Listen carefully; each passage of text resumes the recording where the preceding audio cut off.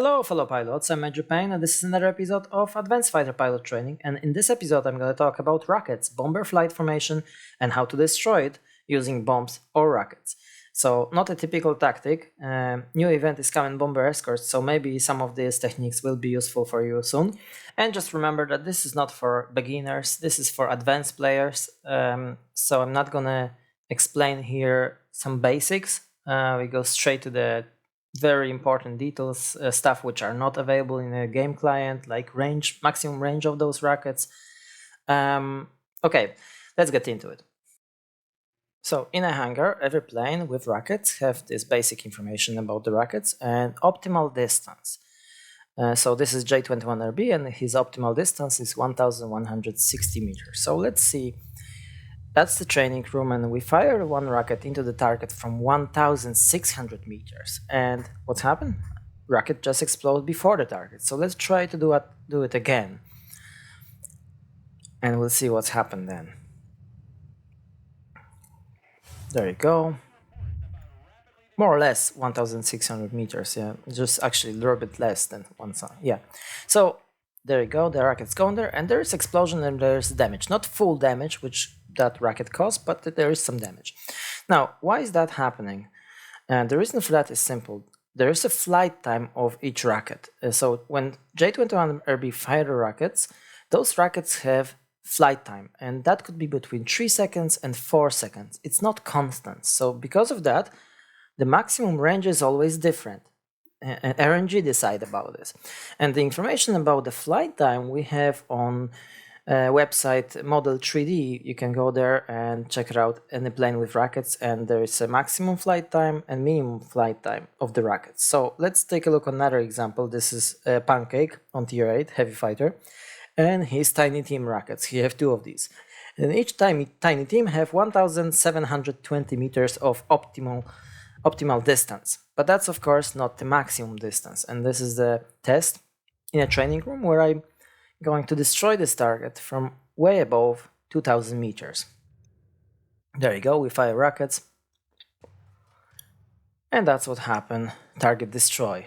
So optimal distance is like a safe distance. When you fire from 1720 meters, this is like 100% guarantee that you're gonna destroy the target. The rockets have the biggest chance to cause the maximum damage to the target. Now, most of the planes have those air-to-ground rockets flight time between 3 and 4 seconds. Pancake, for example, have a little bit different. We have minimum flight time 4.5 seconds and maximum is 6 seconds. Now, how to calculate the maximum range of those rockets? Well, we take this figure 1720 meters. We divide this by 4.5, which is minimum flight time of this rocket. That's going to come up 382. And then we multiply that by maximum flight time of this rocket, which is 6 seconds, and this is the result, 2293 meters. That's the maximum range of Tiny Team. But I can't say this is absolutely 100%, but I can confirm that this is pretty damn close to what I can test it on a training room. So this calculation is pretty damn close to what you can test it. So I guess this is, if not 100% accurate, then it's close to 100%. So this calculation is based on that minimum optimal flight time is our optimal distance, basically. Now, you have to take for consideration also the radius of the rocket. So for example, this 5-inch HVAR Mk4 rocket, which have range 1360 meters, on a test flight in a training room, that may come up for you as you may see, okay, I make a damage from 1400 meters, but that could be a radius of this rocket also, you know. So if the rocket doesn't have to literally touch the target, it's going to explode in the end of its flight time, and it's going to cause damage to the ground target anyway, but not full damage, definitely. So that's why when we're trying to engage into flight formation, we fire a rocket from behind and, you know, we're trying to hit the bombers. That's why it's so difficult, because some of those rockets going to explode before the bomber, other ones behind the bomber, and so on. And you can't just predict exactly what's your range of your rocket. Because if you had this information, what's your constantly the same range you have, then you will be able to calculate it exactly the range from which you should fire your rockets to take out the bombers, because we can find out what's the bomber speed is, and if you have your flight time of your rocket and range, maximum range, then you can calculate that what's the range to fire the rockets to take out the bombers. But that's not the case. You see, this is just pure luck. I've hit one of these bombers after I use all my rockets. So basically what I'm trying to do when I'm engaging bomber flight formation, I fire all the rockets at once, and I'm hoping that some of them will explode between the bombers and take them out, which that quite often actually work. But it's not the case that we can take out every single bomber with 2 rockets, let's say, that's not going to work like that, because of this flight time is so different. But there are some exceptions, like Hawker Hunter, for example. As you see here on example, he have rockets which have flight time 3 seconds. That's it. But he have different problem. Those rockets are incredibly inaccurate, so he's only good at fire at ground target from close distance. This is almost next to impossible to hit the targets with those rockets, like aerial target. They're very inaccurate. It's just hilarious to watch them flying all around, but not into the circle. Look at this salvo now. Everywhere, but not into the target. Okay.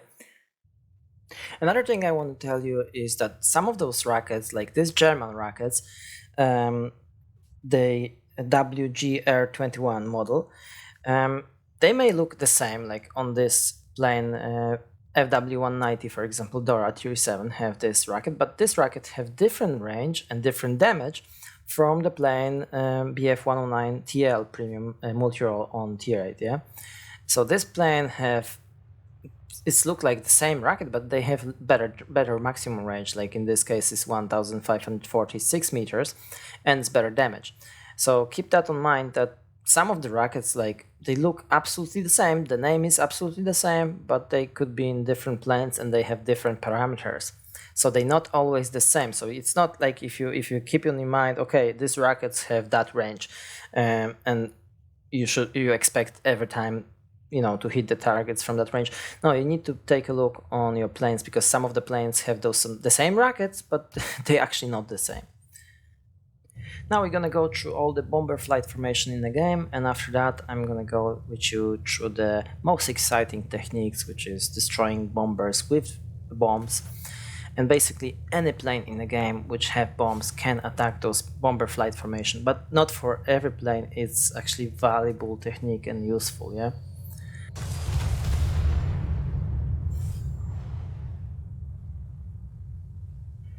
So let's start with this. Bomber flight formation altitude depend on the map, not on the bombers.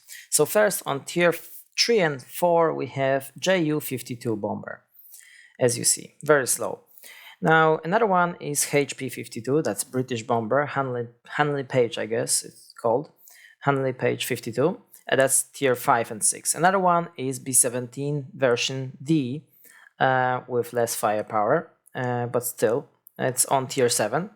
And then we have tier 8 and tier 9, it's Focke-Wulf 200 Condor, famous German bomber, and finally B-17G at tier 10 only. So useful information here will be a total HP pool of those bombers and speed, of course.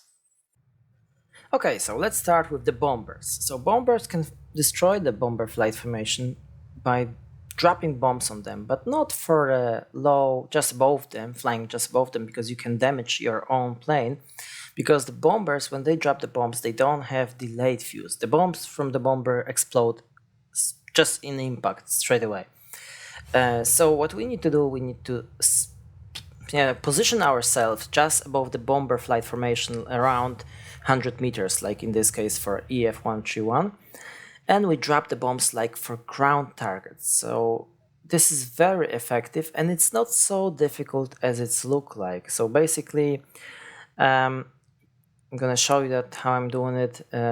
So you use your bomb sight to aim for the bomber, and just remember to move your mouse to the bottom, like, to move the sight to the bottom, because when you press your shift, the sight is in the middle, so you can still move around forward or back a little bit. So you need to move to the one stable position, like I'm gonna do it now. Just take a look. So I have my bomb sight, and now I'm gonna move it back. Yeah, you see, I move it back. And now what we need now, I'm just gonna pause that now. We need indication points. So for me is the tip of this line here. That's my indication point. So I'm gonna drop bomb, and if it's too not accurate, too forward, then I'm gonna slow down, and I use this point, yeah, to make corrections basically. And if you manage to get this sweet spot, then you can do it almost every time accurately. The key point here is also to have the right altitude. You see, this is like 2 behind, so now I pretty much have idea where I should drop the next bomb to get this hit, yeah. And there you go, boom, and we have 5 bombers out with this one bomb. So if you get this sweet spot, then you can do it every single time with one bomb, and you can basically get ace medal on the bomber. What else here? Basically, try to keep the altitude just like around 100 meters, just above the radius of your bomb, so you're not gonna damage your bomber. That's the main here. But if you go too high, that's no good, because the bombs are not very accurate. Like they can go aside of the bomber, they just not accurate. So basically, you can't be too high, because you're not gonna be able to hit this target. Now, when are we gonna use this technique? That's the good question. Well, basically, there is opportunity from time to time to defend the factory for the bomber like this, because there are maps where there are like 2 command center and 2 factories, for example. Yeah. So if there is like nothing else we can do in this time, or we just may get reload of 80 points in our factory, then we can stop the bomber flight formation this way. It's not so difficult as it looked like if you get this sweet spot. So basically, that's worth it to stop those bombers if they just gonna take our factory, and we can just get extra 80 capture points. Now, another thing is that it's not always gonna work like that we destroy all the bombers, like in this case here, 1 left. But if anything left, this is usually such a low state of HP that we can finish off with tail gunner, or if we are going to do that in a multi-role or heavy fighter, then definitely we can use our forward firing weapons. But in this case, tail gunner can easily take out whatever left from this flight, yeah. So it's not only for fun, it's not only some secret of the game, it could be useful in some situation that we can destroy this flight formation. That's the map with 2 factories and 2 command centers. That can happen quite often on tier 10, and when you have the bomber which have such a fast reload like EF-131, then you don't have to even bother yourself with dropping those bombs one by one. You can drop them all at once if you like. But you see this, the bomb actually go through the wing without exploding. So sometimes it's better to drop them all, and that's the result. And as I said, the best time is for the tail of the bomber. Then this bomb is closer to the rest of the bombers, and you make sure that you destroy them with this one bomb. But if you don't, use your tail gunner, and that's easy peasy, you have it. And because I'm not really a bomber pilot, it's hard for me to show you this example in a real battle, not on a training flight. This is training flight. So by the way, if you want to do it, I rather recommend you not to train that during the battle, because that may cause you to lose the battle. So better to train that first in a training room, and then when you are confident that you can do it, then you can do it in a battle if you like, yeah. Now, I don't play bombers too often. I'm not really a bomber pilot to show you the example from real battle, but I can show you this example where I'm flying in a multi-role fighter, and this is battle with my friend in a flight, and this is how I stopped this bomber flight formation in this case, yeah. So basically, when we drop the bomb, not from the bomber, from any other plane, this bomb is actually behave like it would be hitting the ground target. So it stays in one place and bomber formation keep flying because this bomb have delay on fuse, doesn't explode straight away, which is good because in that case we would get destroyed also. So we have time to fly away, and the blast radius of this bomb kill the bombers. And if not destroy all at once from this bomb, then we can finish off with cannons, and there you go, 5 bombers on account. And this is win, of course, so that was useful example. So in terms of bombers, I can give you some tips how to do it properly. Use the bomb sight, this indication on a scale, to correct your bombing.